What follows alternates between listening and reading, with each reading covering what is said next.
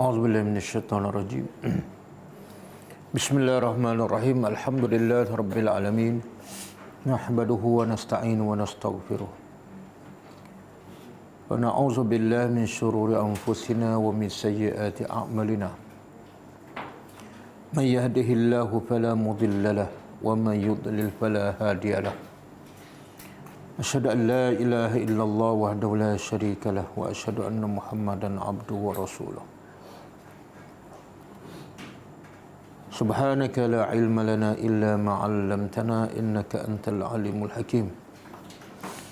Allahumma 'allimna ma yanfa'una wanfa'na bima 'allamtana wa zidna ilma. Allahumma ati anfusana taqwaha wa zakkiha anta khairu man zakkaha. Anta waliyuha wa maulaha. Rabbi yassir wa la tu'assir, Rabbi tammim bil khair amma ba'du. InsyaAllah kita sambung tadabbur surah An-Nahl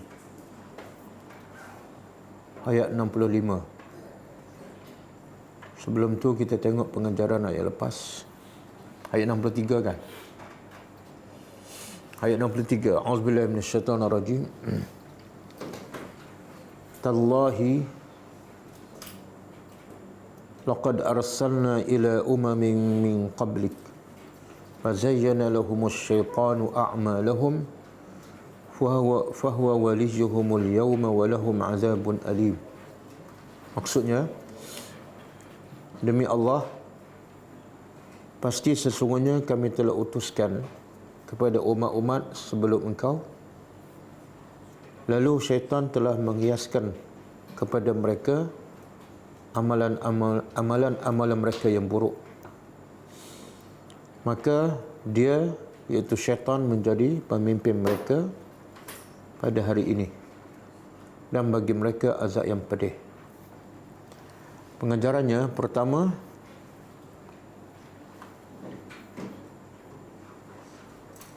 tidak ada seorang rasul pun yang diutuskan kepada umat manusia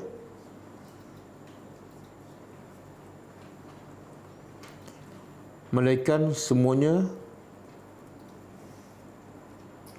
didustai oleh kaum mereka.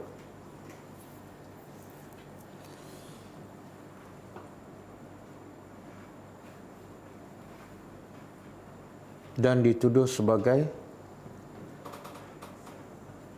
penipu, tukang sihir dan sebagainya.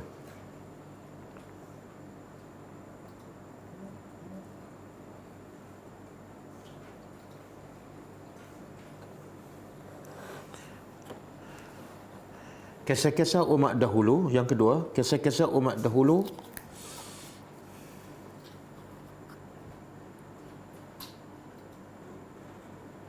dan para rasul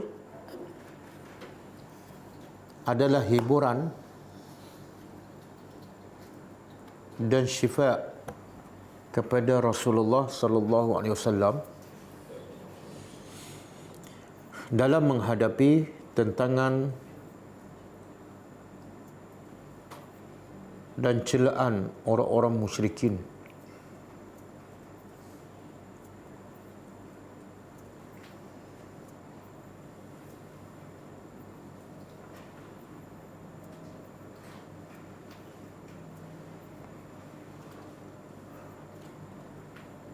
Iaitu apabila sesuatu musibah dikongsi,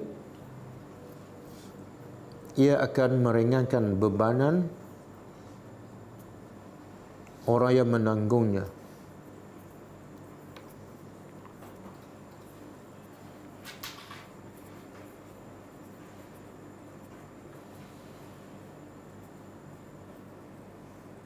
Yang ketiga,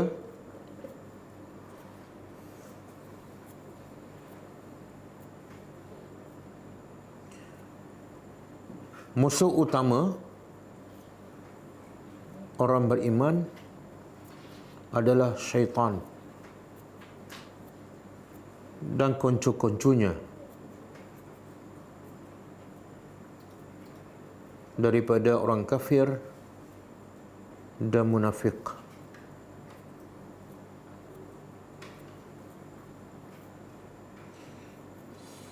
Manakala cara utama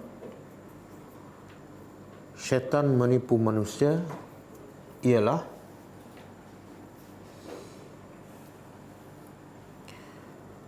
dengan menghiaskan amalan yang buruk seperti kufur, bid'ah dan maksiat dilihat sebagai elok dan benar.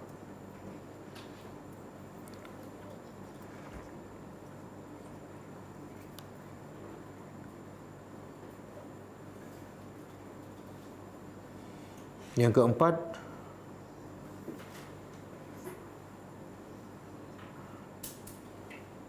ke atas setiap orang yang beriman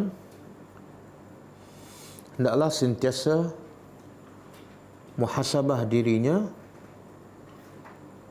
dan hatinya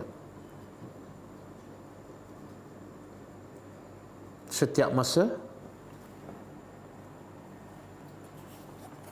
agar hatinya tidak keras, kerana sebab utama syaitan mudah untuk menipu manusia ialah apabila hati seseorang itu keras.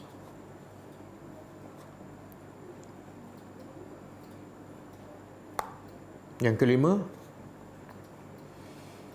antara tanda hati seseorang itu keras ialah tidak menangis apabila membaca Al-Quran atau tidak mendapat faedah daripada apa-apa peringatan, khususnya daripada Al-Quran.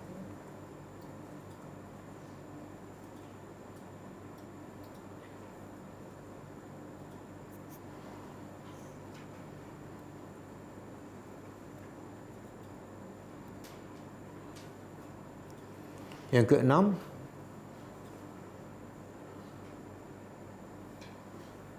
semua yang ditipu oleh syaitan semasa di dunia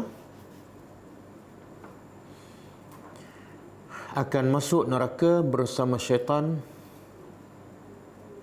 dan kekal selamanya.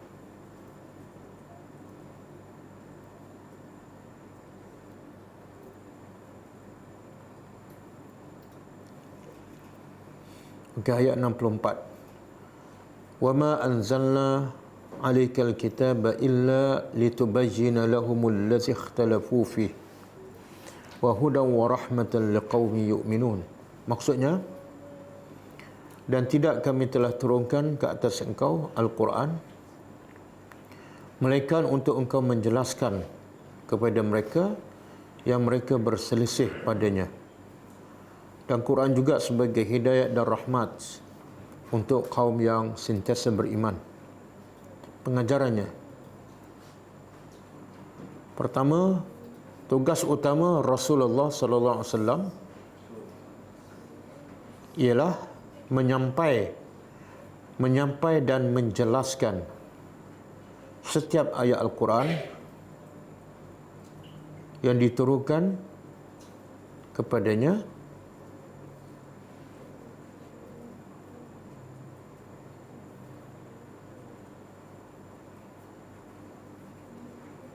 kepada umatnya.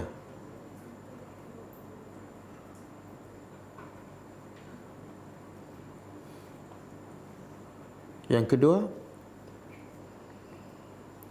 tidak ada satu pun ayat Al-Quran melainkan semuanya jelas dan terang.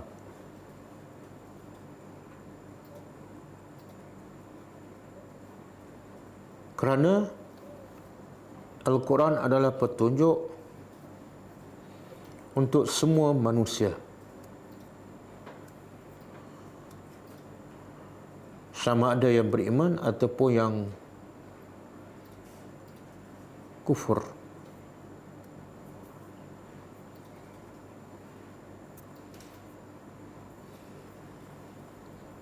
Yang ketiga,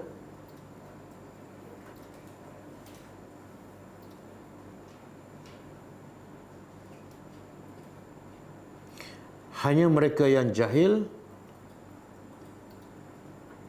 tidak ingin belajar atau degil sahaja yang tidak memahami ayat-ayat Al-Quran yang jelas.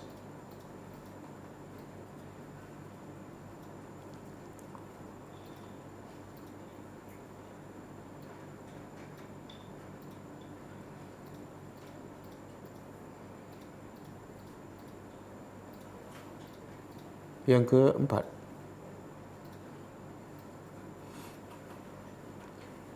satu-satunya jalan untuk mendapat petunjuk dan rahmat Allah melalui Al-Quran ialah dengan mentadabbur setiap ayat dan beramal dengannya.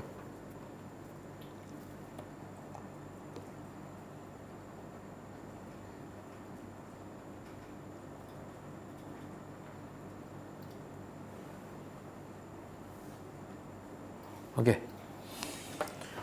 Kita sambung tadabbur.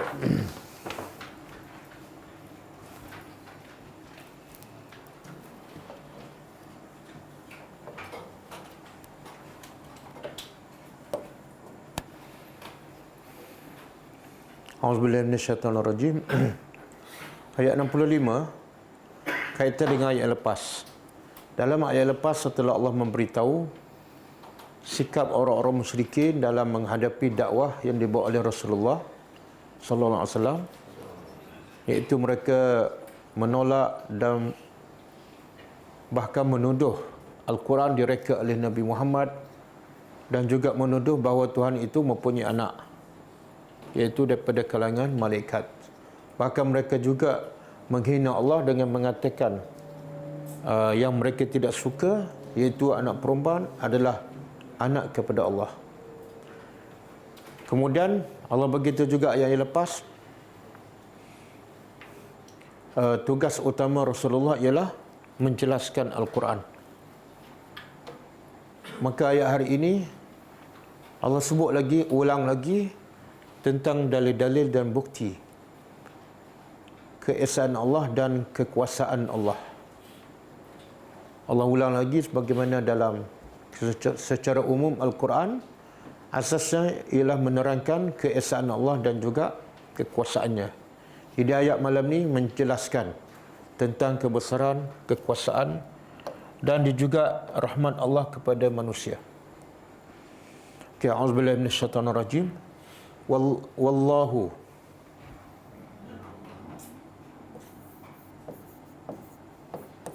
dan Allah. Tengok kita terjemah dan. Tapi kalau ayat wallahi terjemah apa? Demi. Sebab kalau berbaris bawah, selepas waw tu perkataan itu berbaris bawah, maka waw itu menunjukkan waw qasam, waw sumpah. Wallahi wal asri. Tapi kalau wallahu, waw tu bukan waw qasam. Jadi terjemahannya dan. Dan Allah anzala, telah menurunkan, minas samai, dari langit, ma'an. Sebenarnya as-sama' di sini bukan makna langit. Sebab air hujan bukan turun daripada langit. Air hujan turun daripada awan. Ayat lain Allah sebut jelas minas sahab, as-sahab awan. Jadi di sini as-sama' maksudnya bukan langit, tapi maksudnya ialah tempat tinggi. As-sama' ialah tempat tinggi. Jadi kita terjemah maksud dia daripada awan. Ma'an, air hujan. Fa-ahya, lalu ahya, dia telah menghidupkan.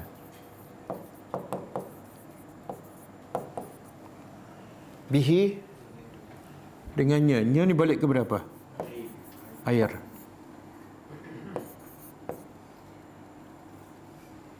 Allah menurunkan pertama air daripada langit.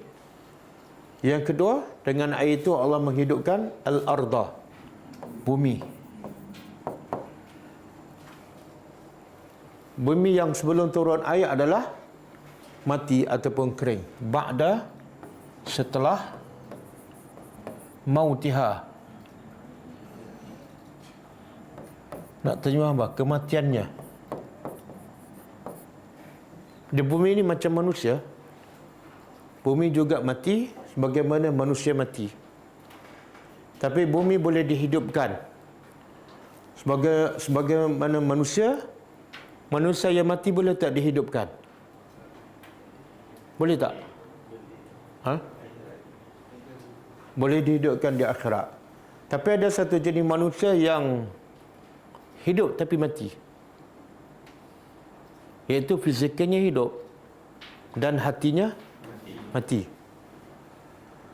Sebenarnya Allah buat contoh ni, satu, Allah nak tunjukkan dalil kewujudan Allah, dalil kebesaran dan kekuasaan Allah, dan dalil keesaan Allah. Apa dalil kekuasaan Allah? Iaitu yang boleh menurunkan air daripada langit, daripada awan, hanya Tuhan saja.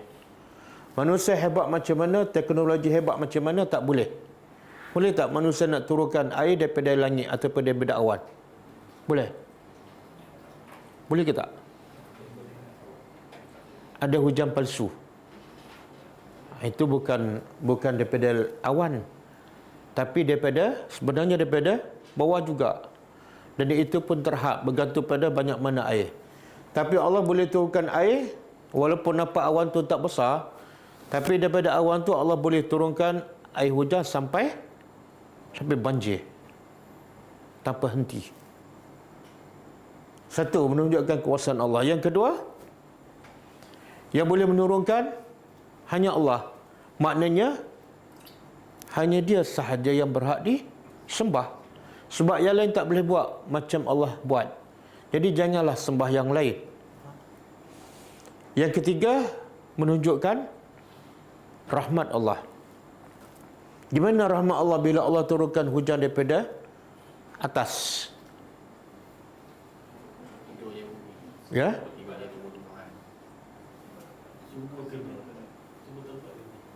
Bila Allah turunkan hujan daripada atas, rahmat Allah ialah semua tempat, sama ada tinggi ataupun rendah, akan merasai hujan tersebut. Kalau air itu daripada bumi, daripada sungai, daripada laut, orang yang di puncak bukit ataupun puncak gunung, macam mana nak dapatkan air? Terpaksa turun. Itu menyusahkan. Maka rahmat Allah jadikan air turun daripada tempat tinggi supaya semua tempat rendah dan tinggi dapat merasai. Dan Allah turunkan air itu pun adalah satu rahmat. Kalau tak ada air hujan, mungkin manusia mati.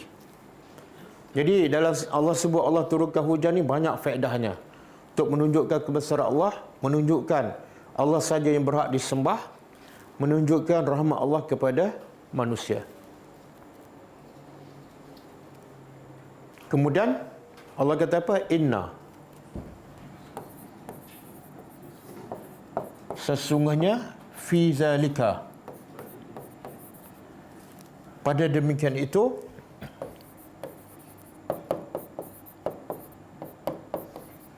la ayatan.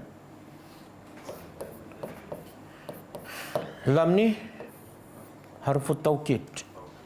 Dia ada dua harfu taukid. Satu inna, yang kedua lam. Bila Allah guna dua harfu taukid menunjukkan apa?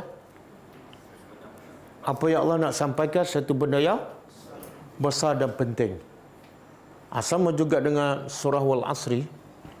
Innal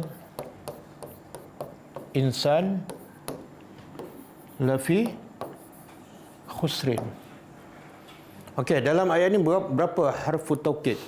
Harfu taukid ni huruf penegasan. Contoh inna, sesungguhnya, itu nak tegaskan. Dalam surah ni, dalam ayat ni berapa huruf penegasan? 2. Pertama, inna. Yang kedua, lam. Asalnya ayat ni kalau insan fi khusrin, dalam kerugian, dah cukup, dah jelas. Allah boleh je buat ayat manusia dalam kerugian, tapi Allah tegaskan dengan 2 huruf, sesungguhnya manusia pasti dalam. Beza tak ayat? Satu ayat manusia dalam kerugian, yang kedua sesungguhnya manusia pasti dalam kerugian. Beza tak? Apa beza? Ya? Oh, yang ada inna ni penegasan. Ada penegasan. Okey. Apa perlunya penegasan tersebut? Sehingga Allah masukkan 2, inna dengan lam. Apa perlunya?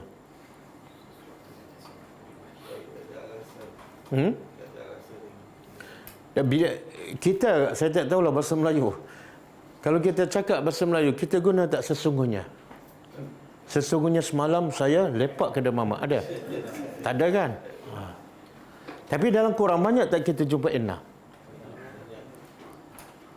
Kalau bahasa Melayu, bila kita guna sesungguhnya? Kau tak pernah guna?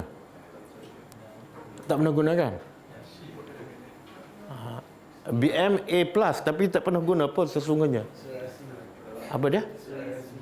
Apa dia? Surat rasmi. Ada ke? Surat rasmi. Kalau ada, saya pun terkejut tu. Dia, kalau kita belajar bahasa Arab, dia panggil harfu taukid. Bila harfu taukid digunakan? Dalam bahasa Arab lah. Bila digunakan? Bila orang tak percaya. Bila orang tak percaya apa kita cakap, maka ketika itu kita gunalah sesungguhnya. Contoh saya kata apa? Kita akan tutup kelas untuk selama-lamanya. Percaya ke tak? Saya pun guna sesungguhnya kami akan tutup kelas selama-lamanya. Tak percaya lagi? Saya guna satu lagi. Sesungguhnya pasti kami akan tutup. Tak percaya kan? Sebab saya memang bukan cakap betul pun. Okey, di sini bila Allah guna huruf penegasan, makna apa tu? Makna apa? Manusia tak percaya. Cuba tanya pada sesiapa saja yang tak solat, tapi dia kaya. Kita kata, Pak Cik ni dalam kerugian. Dia percaya tak? Kita pula yang cakap kita miskin. Pakai kancing, dia pakai emas. Pak Cik ni memang rugilah. Dia percaya tak? Tak percaya. Kita cakaplah pada sesiapa yang tak ikut perintah Allah, kita kata sesungguhnya, kita kata kamu dalam kerugian, tak percaya. Maka Allah guna sesungguhnya manusia pasti dalam kerugian. Tapi kalau dapat ayat ni pun, walaupun ada huruf penegasan, dia tetap tak percaya sebab dia tak faham maksud. Kenapa Allah guna inna dan lam? Itu antara faedah tadabbur. Jadi bila baca ayat ni, kita kena sedar, mungkin aku termasuk dalam orang yang rugi. Okey, saya nak tanya, kita ni termasuk orang yang rugi ke orang yang untung?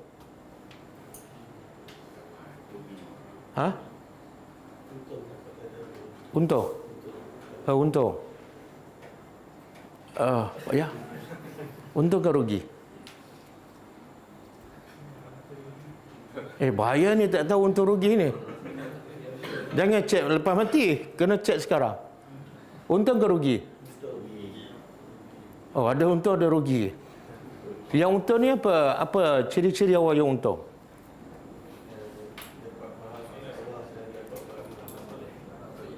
Tak, Allah kata pasti sesungguhnya manusia dalam kecuali 4. Pertama, yang beriman.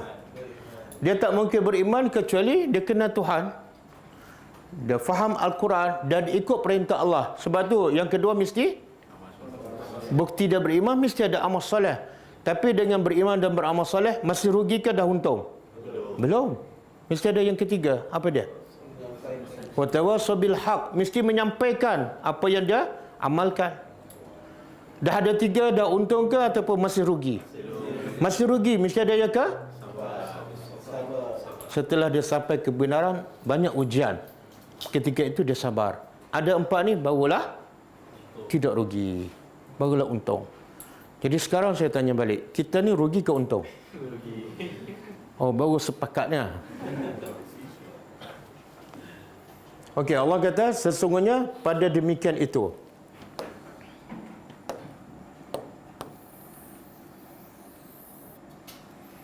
Pada demikian itu, apa demikian ni?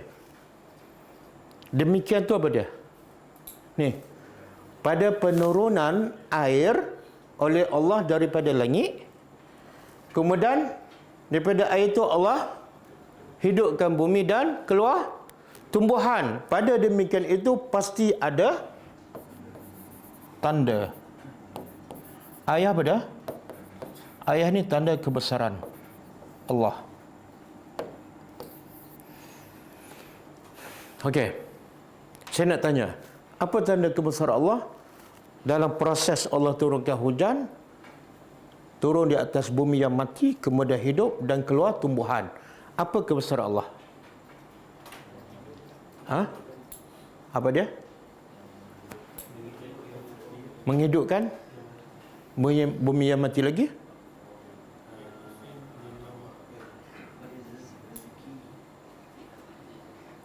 Sebab tu Allah kata, tanda kebesaran Allah ni bukan untuk semua orang. Bukan semua orang tahu. Bukan semua orang sedar. Yang sedar, yang tahu kebesaran Allah pada proses ini ialah liqaumin, bagi kaum yasma'un, yang mereka sentiasa mendengar. Okey, mendengar apa ni? Mendengar apa? Allah tak sebut dengar apa? Mendengar penjelasan. Sebab tu ayat 10 ini cerita apa? Allah kata kami turunkan pada engkau Al-Quran untuk engkau itu bayyina, untuk engkau jelaskan. Jadi siapa yang dengar penjelasan daripada Nabi, siapa yang tadabbur Al-Quran dengan penuh perhatian, dia akan sedar, dia akan rasa kebesaran Allah dalam proses Allah turunkan air, kemudian keluar tumbuhan. Okey. Tumbuhan bila keluarkan satu jenis saja ke bermacam-macam jenis? Di tanah yang sama, kita tanam biji rambutan. Sebelah tu kita tanam durian, sebelah tu kita tanam mangga. Bila keluar satu jenis ke 3 jenis? Tapi air yang digunakan sama ke tak? Dan ada warna tak air tu? Tak ada. Kemudian tanah yang digunakan sama tak? Cuba korek tanah tu, ada tak warna? Ada tak rasa? Rasa rambutan ke, rasa mangga ke? Cuba ambil tanah terus rasa, ada? Tak ada. Jadi kebesaran Allah apa dia? Tanah yang sama, air yang sama, tapi bila keluar, yang ni mangga, rasa mangga. Yang ni rasa manis rambutan. Yang ni rasa durian. Rupa pun berbeza, warna pun berbeza. Daripada tanah yang sama, air yang sama. Manusia tak mampu buat. Sebab tu Allah kata, bukan semua orang sedar kebesaran Allah. Hanya mereka yang mendengar, dengan mendengar tadabbur. Bukan setakat dengar. Sebab ada yang dengar tapi dia tak faham. Cuba buka surah Al-Anfal.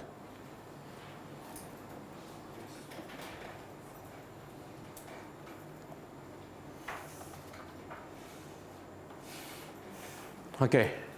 Ini Allah nak mencela orang yang mendengar. Sebab apa? Dia dengar tapi tak dapat faedah. Dia dengar, orang lain dengar, tapi orang lain dapat faedah, dia tak dapat apa-apa faedah. Allah mencela orang yang seperti ini. Allah kata apa? Wala takunu, dan janganlah kamu jadi kallazina, seperti orang-orang yang qalu. Mereka berkata sami'na, kami dah dengar. Orang musyrikin kata kami dengar Al-Quran. Yahudi kata kami dengar Taurat. Nasrani kata kami dengar Injil. Tapi Allah kata wahum la yasma'un. Sebenarnya mereka Macam mana tu? Dengar tapi tak dengar. Macam mana? Dengar tapi tak dapat faedah. Mungkin sama ada dia tak faham apa yang dia dengar, ataupun dia faham tapi tak ikut. Bila tak ikut ataupun tak faham, sama dengan orang tak dengar. Tak ada beza langsung. Bahkan mana lebih baik, orang yang betul-betul peka dengan orang yang dengar tapi dua-dua tak faham, mana lebih baik? Lebih baik jadi peka. Kenapa? Allah tak akan soal, kenapa kamu tak dengar? Ya Allah, aku peka. Tapi yang betul-betul dengar macam orang peka, itu akan disoal. Ini Allah kata jangan jadi macam orang yang dengar tapi tak dapat faedah daripada apa yang dia dengar. Kemudian Allah sifatkan orang ni, inna syarrad dawabi, sesungguhnya syarra, apa dia syarra? Syarra min syarri hasidin iza hasad. Sesungguhnya sejahat-jahat, tengok Allah guna inna, sesungguhnya sejahat-jahat ad-dawab. Dawab ni apa saja yang bergerak, yang melata di atas muka bumi, dan biasa diguna kepada binatang.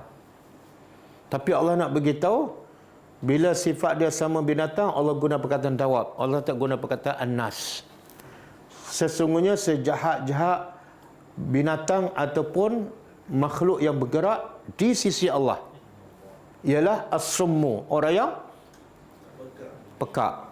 Maksud peka ni dia betul-betul tak dengar ke ataupun dengar tapi tak dapat faedah? Kalau betul-betul peka, Allah tak akan cela. Ini ialah orang yang dengar tapi tak dapat faedah daripada apa yang dia dengar. Dengar Quran tak rasa apa, dengar hadis sahih pun tak ada faedah. Yang kedua, al-bukmu, yang bisu, mulut dia tak keluar Al-Quran, mulut dia tak keluar hadis sahih. Yang keluar ialah bukan Quran, bukan hadis, bahkan melarakan. Dan kemuncak Allah kata allazina la yaqilun, mereka ni sebenar tak ada akal pun. Ni yang Allah cela ni. Sebab tu Allah kata yang peka, yang bisu, yang tak berakal ni adalah syarra. Apa makna syarra dawab? Binatang yang paling jahat. Contohlah, orang ni tak salat, tak nak belajar Al-Quran, buat maksiat setiap hari. Dia dengan anjing, dengan khinzir, dengan serigala, antara empat ni yang mana paling jahat? Yang mana paling jahat? Orang ke, serigala ke, anjing ke, khinzir? Orang. Tapi kalau kita kata dia marah tak? Sebab tu Allah kata yang paling buruk di sisi Allah. Di sisi manusia mungkin dia nombor satu, dia dipuja, didengar. Yang paling buruk Allah kata di sisi Allah, kamu dipuji oleh manusia tidak dinilai. Nilai sebenar ialah baik di sisi Allah. Okey? Kemudian Allah kata apa lagi? Walau alima. Cuba terjemah. Walau, dan jikalau alimallah, jikalau Allah tahu fihim, dalam diri mereka ni, yang dengar tapi tak dapat faedah, peka, bisu. Kalau Allah tahu dalam diri mereka ada khairah, ada nilai-nilai kebaikan dalam hati, dalam jiwa dia, maka Allah akan buat apa? La asma'ahum, Allah akan bagi dia dengar. Tapi Allah tak bagi sebab apa? Tak ada, dia memang tak nak. Bila dia tak nak, Allah tak bagi dengar. Sebab tu Allah kata walau asma'ahum, kalau Allah bagi dia dengar dalam keadaan dia tak nak ataupun tak ada kebaikan dalam hati dia, Allah bagi dengar, la tawallau, pasti mereka berpaling juga. Wahum mu'ridun, dan mereka memalingkan diri. Jadi sebab tu bila kita rasa berat ataupun rasa tak nak dengar Al-Quran, tak nak dengar tadabbur, kena cek. Sebab apa? Takut Allah dah pekakkan telinga kita, Allah dah matikan hati kita. Okey, kita balik pada ayat kita.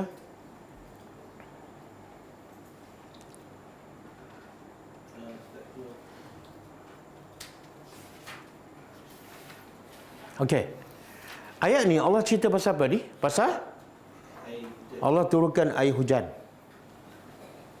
di atas bumi yang mati. Lepas tu bumi itu hidup dan keluar tumbuhan. Sebenar juga Allah nak buat persamaan. Kalau sebelum ni Allah cerita pasal apa? Ayat 64. Allah turunkan Al-Quran kepada Nabi Muhammad di atas dalam hati, ala qalbika. Bila Quran turun daripada langit, sama. Hujan turun daripada langit ataupun awan. Dan turun pula di atas bumi yang bersih. Maka melahirkan tumbuh-tumbuhan. Dan daripada tumbuhan banyak tak manusia dapat faedah. Jadi persamaannya apa? Bila Al-Quran turun pada hati Nabi Muhammad dan hati sahabat yang suci, maka akan tumbuh nilai akhlak yang baik dan mereka akan sebarkan kebaikan tu. Sebagaimana tumbuhan dapat dimanfaati oleh ramai manusia bahkan binatang. Sebab apa? Quran tu turun pada hati yang bersih. Jadi air ni pun kalau tumbuh di bumi yang subur, dia akan keluarkan tumbuhan dan akan dimanfaatkan. Tapi ada tak turun hujan, bumi itu tak tumbuh apa-apa? Ada tak? Ada? Cuba buka hadis.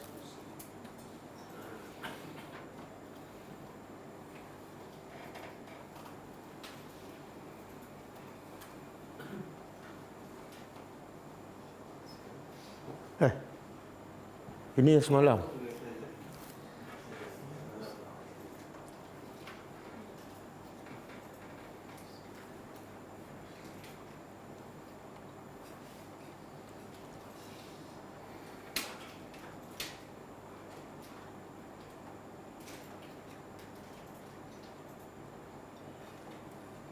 Okey.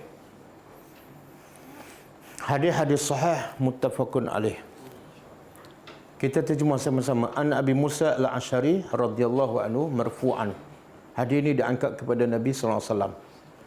Kata Nabi, "Inna, sesungguhnya masalah perumpamaan ma ba'asani Allahu bihi." Perumpamaan apa yang Allah utuskan aku dengannya daripada apa? Al-huda, petunjuk dan ilmu. Jadi Nabi nak buat contoh perumpamaan supaya kita faham. Apa yang Allah utuskan aku dengan membawa ilmu dan hidayat, perumpamanya sama dengan apa? Kamasali ghaisin, seperti ghais. Ghais ni apa dia? Hujan. Jadi Quran, hidayat dan ilmu tu seumpama hujan. Asaba ardan, ia hujan tu menimpa ardah, bumi. Fakanat minha, dan adalah sebahagian daripada bumi itu ta'ifatun tayyibah, bumi yang baik, bumi yang subur. Qabilat alma, maka bila turun hujan bumi itu menerima air. Fa'ambatat alkala, maka bumi itu menumbuhkan tumbuh-tumbuhan rumput. Wal usbah, dan tumbuhan al-kasir. Maksud apa? Nabi nak bagi contoh. Sama juga wahyu ataupun Quran yang aku bawa ni, aku sampaikan ada jenis hati manusia yang mendengar macam bumi yang subur. Bila hati dia bersih, dia akan satu, dia sendiri akan terima dan beramal dan akan berubah. Yang kedua, perubahan dia, akhlak dia akan dimanfaatkan oleh orang lain sebagaimana tumbuhan dimanfaatkan oleh orang ramai. Asasnya apa dia? Kalau Al-Quran turun pada hati yang suci bersih, kalau air hujan turun pada bumi yang subur. Satu. Yang kedua, wa kana minha ajadibu, dan ada pula bumi hujan turun tapi bumi itu tak subur. Amsakatil ma, dia menadah air sahaja, tapi bumi itu tak menumbuhkan tumbuhan. Macam apa dia panggil? Apa dia? Lopak. Dia boleh menakung air, tapi dia tak boleh menumbuhkan tumbuhan. Fanafa Allahu bihan nas, maka orang yang di lain dapat ambil air tu. Mana orang dapat air, tapi bumi tu tumbuh tak tumbuhan. Perumpamannya, ada juga Nabi kata, aku sampaikan ilmu, aku sampaikan hidayat. Bumi dia tu bumi yang tak boleh menumbuhkan, tapi dia boleh dengar, dia boleh hafal. Lepas dia hafal, dia cerita pada orang. Yang dapat faedah siapa? Orang yang ketiga. Faham? Ada macam tu. Ustaz, saya ada hafal satu hadis. Apa maksud? Saya tak tahu. Kalau Ustaz nak, saya boleh dengar. Saya pun dengar. Bagus hari ni, banyak pengajaran. Jadi yang siapa yang dapat faedah? Orang ketiga. Bumi ni sama. Jadi bumi ni, fungsi dia apa dah? Menakutkan air. Yang dapat faedah orang ketiga. Fasyaribu, maka orang ramai minum daripada air tersebut. Wasaqau, dan mereka pun menyiram dan menanam pokok. Jadi yang ketiga, gunakan air untuk menanam. Dan mereka memberi faedah pada orang lain. Okey. Yang ketiga, jenis ketiga, bumi yang ketiga ialah wa asaba ta'ifatan minha, dan hujan juga menimpa satu kumpulan daripada bumi yang ia qi'an, gersang. Bumi kering kontang. La tumsiku, bukan setakat tak tumbuh tumbuhan, tapi tak boleh menakung air. Wala tumbitu, dan tidak boleh menumbuhkan tumbuhan. Makna apa tu? Ada yang ketiga, dia dengar. Faham pun tak, ingat pun tak, hafal pun tak. Beramal, jauh sekali. Nabi kata, fazalika, itulah perumpamaan man faquha fi dinillah.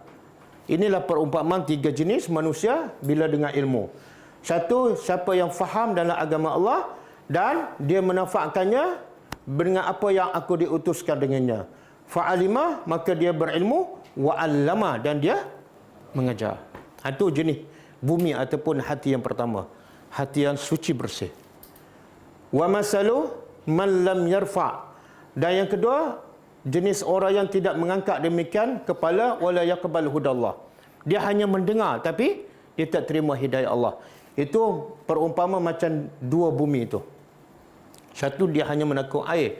Yang kedua, takung air pun tak, menumbuh tumbuhan pun tak. Jadi kita ni, semua ni tak lagi daripada tiga ni. Kita jenis bumi yang mana ni? Bumi yang mana ni? Kena ceklah sekarang. Jenis yang subur, insya-Allah. Kalau kita jenis yang subur kan, kalau yang dengar ni 1,000, 2,000, 3,000, jenis bumi yang subur, tak payah, tak perlu semualah. Kalau 500 jenis bumi yang subur, ilmu akan tersebar tak? Akan tersebar. Sebab tu hati-hati para sahabat ialah jenis bumi yang subur. Sebab tu bila mereka terima, mereka faham, mereka amal, mereka sebarkan.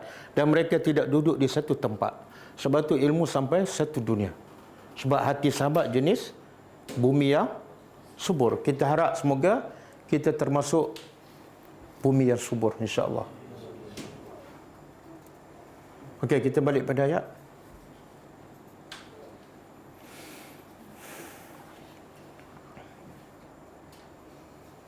Saya nak sebut satu lagi yang jenis dengar tapi macam tak dengar. Cuba buka surah Al-Baqarah ayat 171.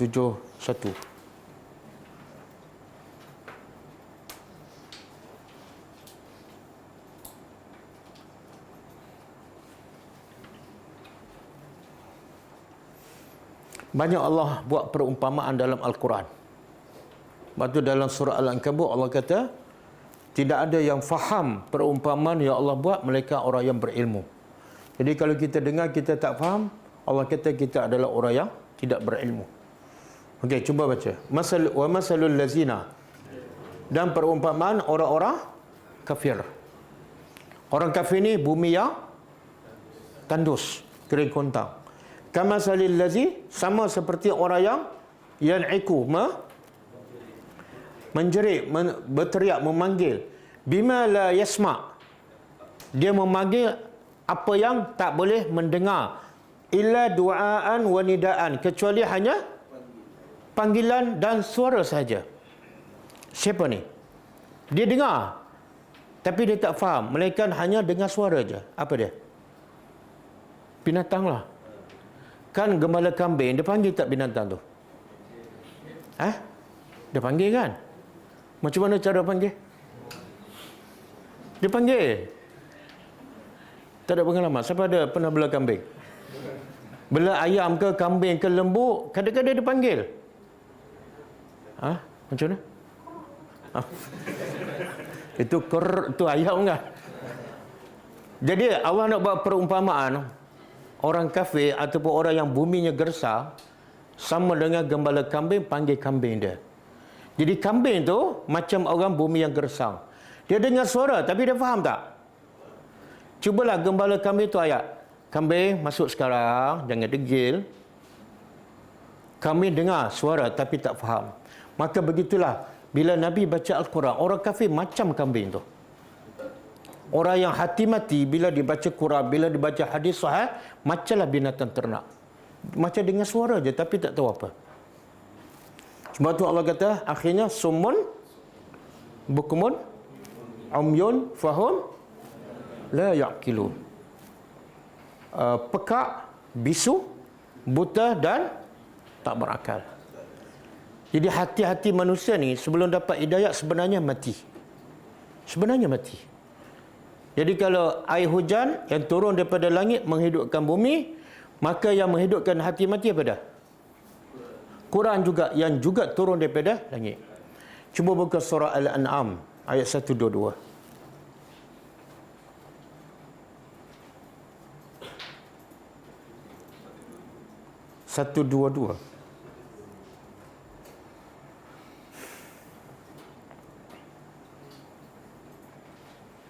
Okey. Cuba tengok terjemahan dia. Awaman. Adakah dan orang-orang yang kana adalah dia maitan. Mati. Sebenarnya mati apa ni? Mati hati. Tengok Allah ni, Allah beritahu orang yang hidup tapi hatinya mati sebenarnya mati. Allah guna perkataan maitan. Adakah orang yang asalnya mati, iaitu hatinya mati, fa ahyainahu, lalu kami hidupkannya. Hidup dengan apa? Dengan wahyu, dengan Al-Quran. Jadi macam bumi mati boleh dihidupkan dengan air hujan, maka hati yang mati juga boleh dihidupkan dengan Al-Quran. Tidak ada unsur yang kedua yang boleh menghidupkan hati manusia melainkan Quran sahaja. Kemudian tengok hati manusia bila dihidup dengan Al-Quran apa jadi? Waja'alna, dan kami jadikan baginya nur. Daripada gelap, daripada tak tahu apa yang dosa pahala, tak tahu kufur syirik, akhirnya terang, semua nampak. Daripada hidayah dia dapat nur. Lepas tu yamshi bihi finnas. Dengan nur tersebut dia berjalan, dengan cahaya itu dia berjalan di kalangan. Maksud apa tu? Apa maksud? Hati manusia asalnya mati. Bila disiram dengan Al-Quran, dia akan hidup. Dan kalau hati itu memang hati yang subur, dia bukan setakat hidup, dia akan sebarkan ilmu. Dia tidak akan duduk dia. Sebab itu Allah kata lepas diterangkan dengan cahaya Al-Quran, dia akan berjalan. Dia bukan duduk belajar je. Dia bukan duduk di dalam masjid je. Tak, yamshi bi finnah. Dia akan berjalan di kalangan manusia dan menyampaikan ilmu. Kaman, adakah orang seperti ini sama seperti masalu fi zulumat, sama seperti orang yang dalam? Allah tanya. Jawapannya apa? Tak. Jadi saya nak beritahu, siapa yang belajar tapi duduk diam je, tak bergerak, takut-takut dia tetap dalam zulumat. Sebab kalau dia dalam cahaya, dia akan berjalan. Dia tidak akan duduk diam. Betul tak? Nabi dan sahabat berjalan tak? Bahkan saya beritahu berapa kali, sahabat Nabi masa Nabi wafat ada lebih kurang 120,000. Tapi yang betul-betul mati di Madinah berapa orang? 10,000 je. Yang 110,000 yang lain yamshi, berjalan. Pergi ke Andalus, pergi ke Iraq. Untuk apa? Untuk sampai ke ilmu.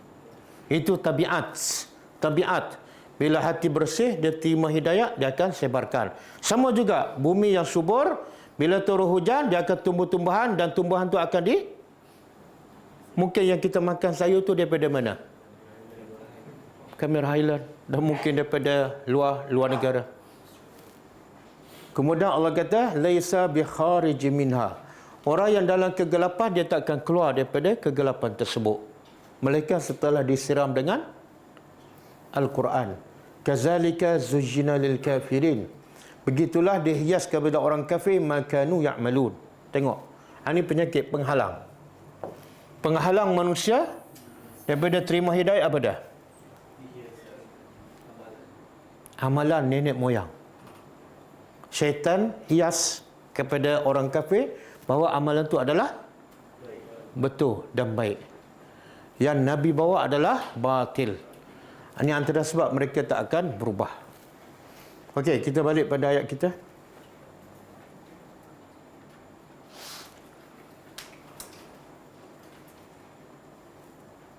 Ayat 66. Okey. Wa inna, dan sesungguhnya lakum, bagi kamu ataupun milik kamu, fil an'am, pada an'am binatang ternak,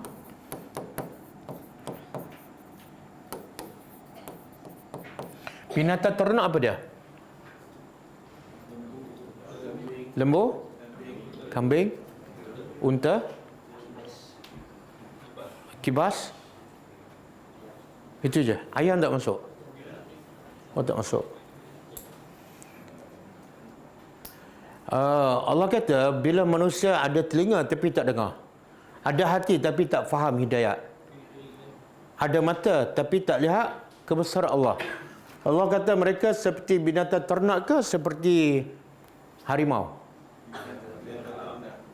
Mana lebih jahat, binatang ternak ke harimau?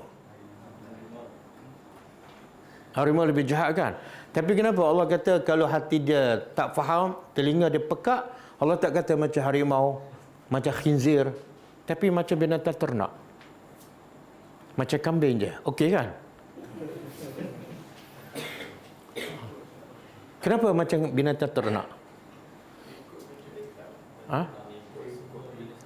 Sebab antara binatang ternak dengan macam binatang buas, harimau ke singa ke serigala ke, yang mana yang pandai berdikari?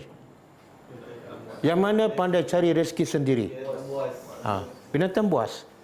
Jadi Allah nak kata kamu ni bukan setakat binatang, tapi asyik bergantung pada manusia aja. Okey, sesungguhnya bagi kamu pada binatang ternak. Mana apa tu? Binatang ternak Allah cipta untuk kita. Sebab tu Allah jadi unta, kambing, lembu, jinak. Sebab Allah cipta untuk kita. Kalau Allah cipta harimau, Allah kata, aku jadikan harimau sebagai makanan kamu. Apa jadi? Siapa makan siapa? Tengok rahmat Allah. Satu, kekuasaan Allah. Yang kedua, rahmat Allah. Bila Allah nak jadikan binatang tu makanan kita, Allah jadikan dia jinak. Tapi kalau harimau, Allah kata bukan makanan kamu. Sebab tu aku cipta dia tak jinak. Sebab tu aku cipta dia hidup di hutan.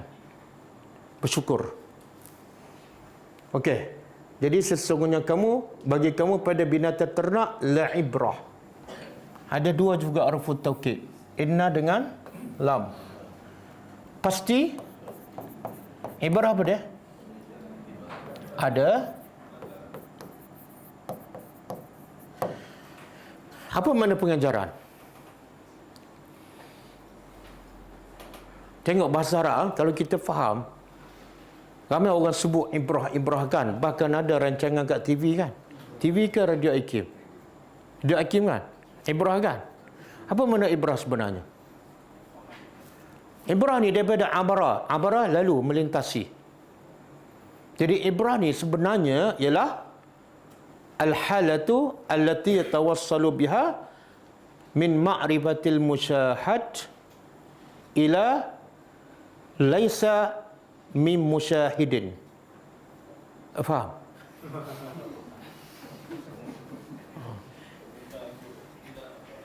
Ibrah ialah satu keadaan yang menyampaikan kita daripada kita tengok satu benda yang zahir, menyampaikan kita kepada apa? Kepada sesuatu yang kita tak nampak yang zahir itu.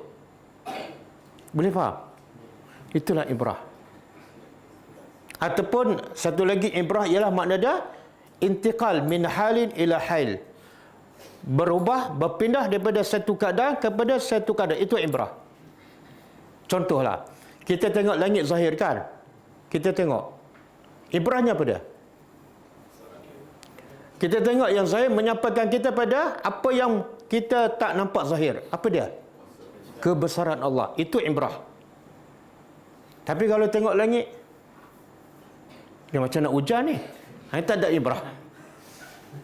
Tak ada ibrah. Kalau kita tengok tasik kan, cantiknya, tak ada ibrah. Bila kita tengok cantik tasik, ibrahnya apa? Kalau tasik ni cantik, hebat, penciptanya lagi hebat.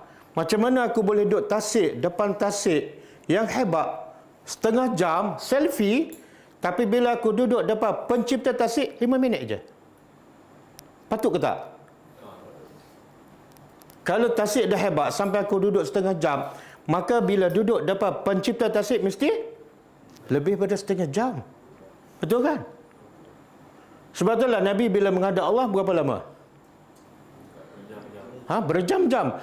Dan Nabi bila tengok tasik berapa lama? Mana ada tasik kat Mekah? Mana ada tasik? Betul tak? Sebab nak tengok kebesaran Allah tak perlu tasik. Tengok apa? Tengok langit. Hebat dah. Tengok gunung. Tengok unta kan? Afala yanzuruna ilal ibil kaifa khuliqat. Itu ibrah. Jadi ibrah bila kita tengok ayat zahir, kemudian membawa kita kepada maksud sebaliknya. Itu ibrah. Okey. Sesungguhnya bagi kamu pada binatang ternak ada ibrah. Dan nusqikum, kami memberi minum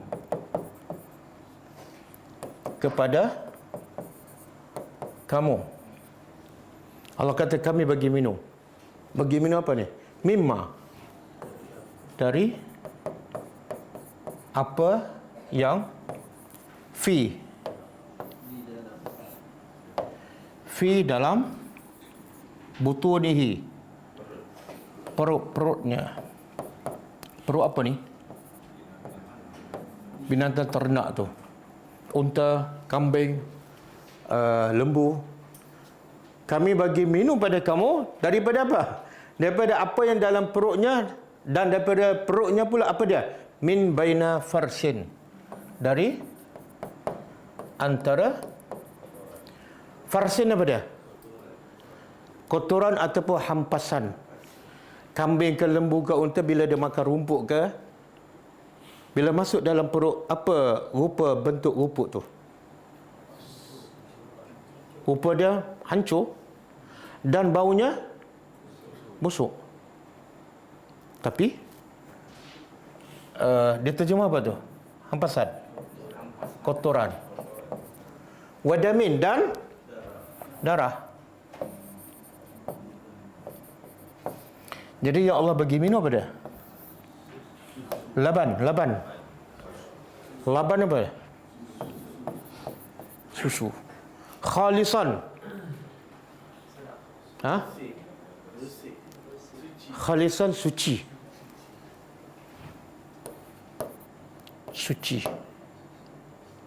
Sairan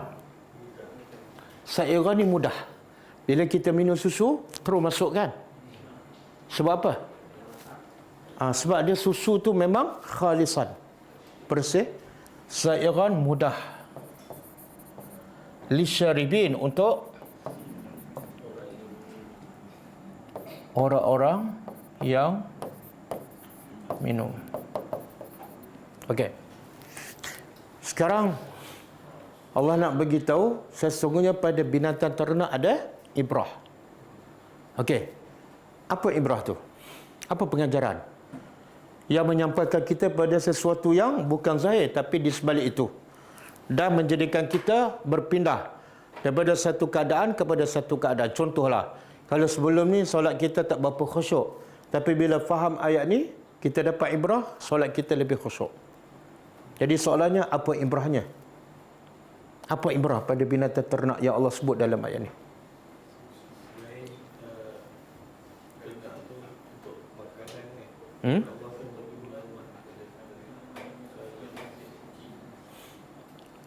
Kurang tepat apa dia?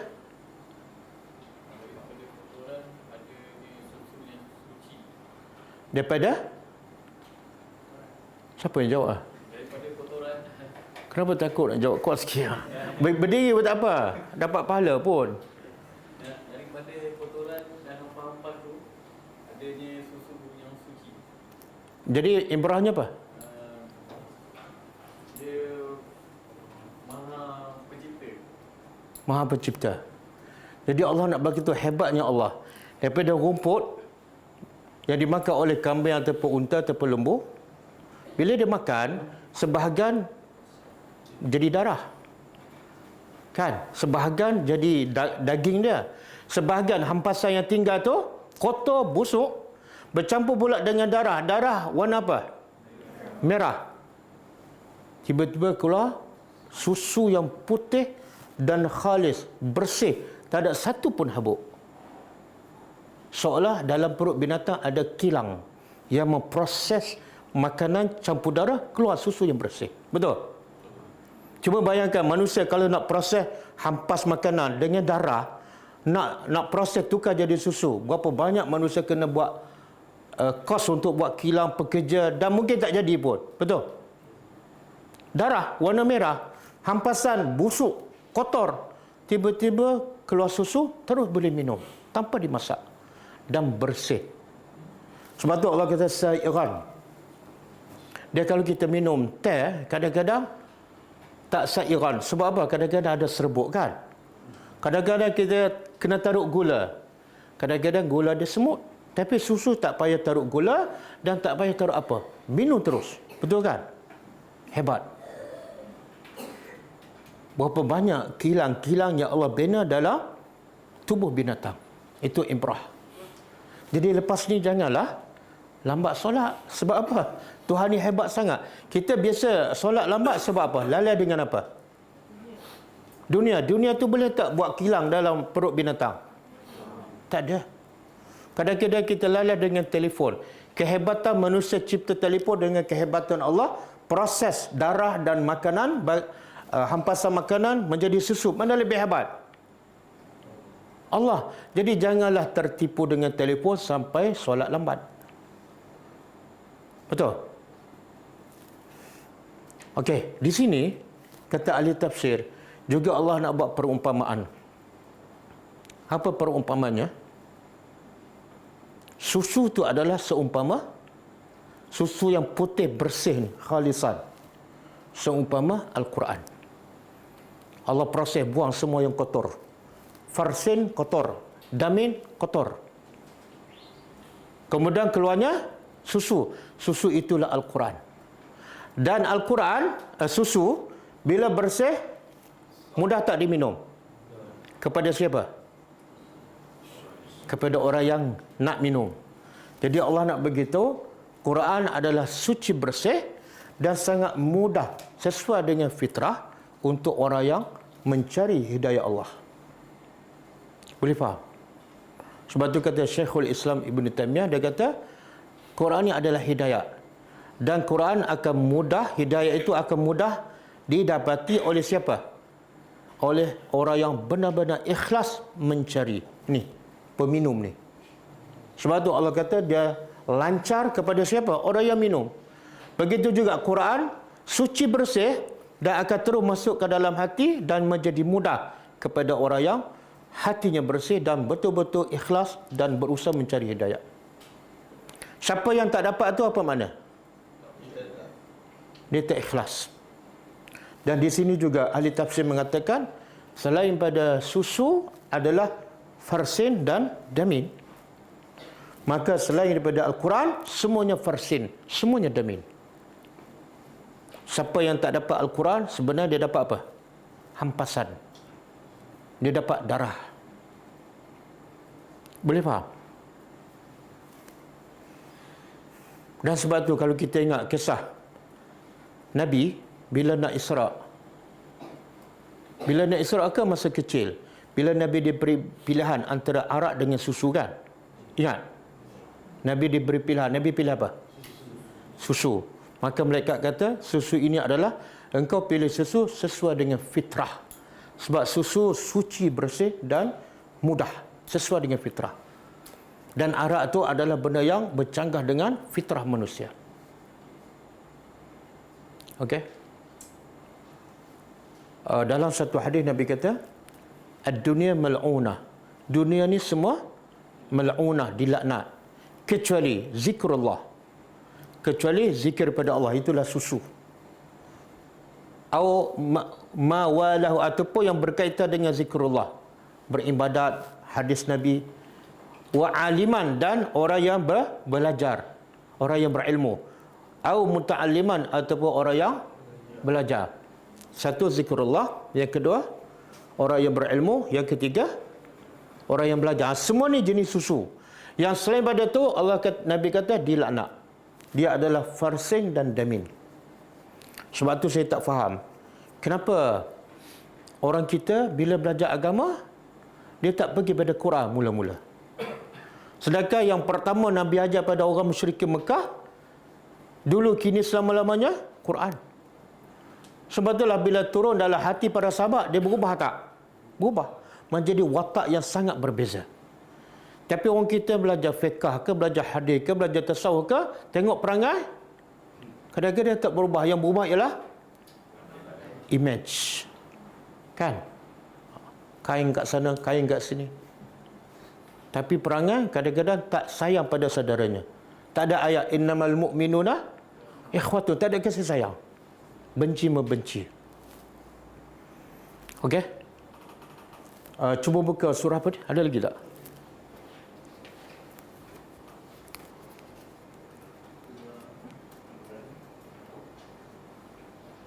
Cuba buka surah Ibrahim.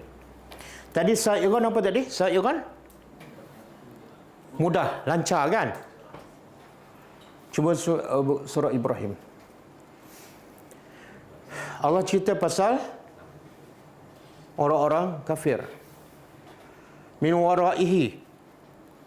Di belakang orang yang tak beriman ada Jahannam. Neraka Jahannam. Wa yusqa. Dan dia diberi minum. Diberi minum. Mimma'in, daripada air sadid. Apa makna sadid? Air darah dan nanah daripada ahli neraka yang dibakar ke atas. Yang dibakar ke atas keluar apa? Macam kita barbecue kan? Keluar apa? Jus. Darah dan nanah. Jadi orang di bawah minum. Sebab tu dia busuk, tapi dia terpaksa minum. Sebab tu Allah kata diberi minum, bukan dia nak minum, dipaksa minum. Tengok gambaran air yang bercampur, darah bercampur dengan nanah. Allah kata apa? Yatajarra'uhu. Dia apa makna yatajarra'uhu? Dia terpaksa menelannya sebab busuk. Sangat busuk dan menjijikkan. Tapi terpaksa menelannya. Dan wala yakadu yusiruhu. Ini daripada sa'ir tadi. Sara yasiru. Sa'irun. Apa tadi sa'irun? Mudah. Sekarang Allah kata apa? Ahli neraka bila minum air darah bercampur dengan nanah, tidak mudah untuknya menelan. Tidak mudah. Kenapa tidak mudah? Kita darah dengan nanah dekat badan pun kita buang dan basuh teruskan. Ini nak masuk ke mana ni? Dan berapa kali? Selama-lamanya. Wa ya'tihi, dan datang kepadanya kematian. Bila minum darah bercampur nanah, dia bayangkan apa? Ya Allah, bukan mati, dia nak mati. Ya Allah, bagilah aku mati sekarang. Min kulli makan, daripada semua tempat. Wa ma huwa bimayyit, tapi dia tak akan mati. Wa min waraihi, dan sebalik itu ada lagi azab yang ghalizun, azab yang berat. Okey, cukup lah.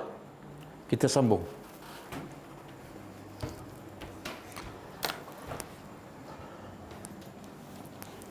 InsyaAllah kita sambung besok ada kelas pagi besok pukul 10 pagi, kelas secara online.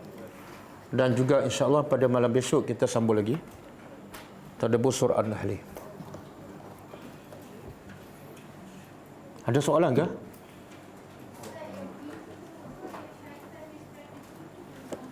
Apa dia?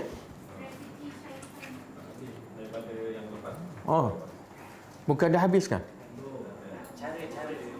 Oh. Malam besok boleh malam besok. Saya pun terlupa dah. Sebab semalam cuti kan. Malam besok insya-Allah. Malam besok ada insya-Allah. Kita pergi pagi Sabtu. Okey. Dari sementara dapat cara nak hadapi syaitan, pandai-pandailah berdepan dengan syaitan.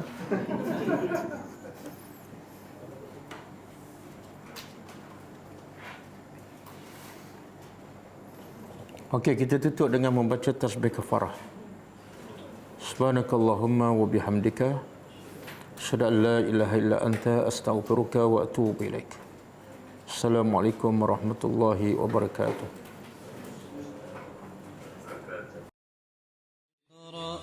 كتاب الله ترق جنانه وتنل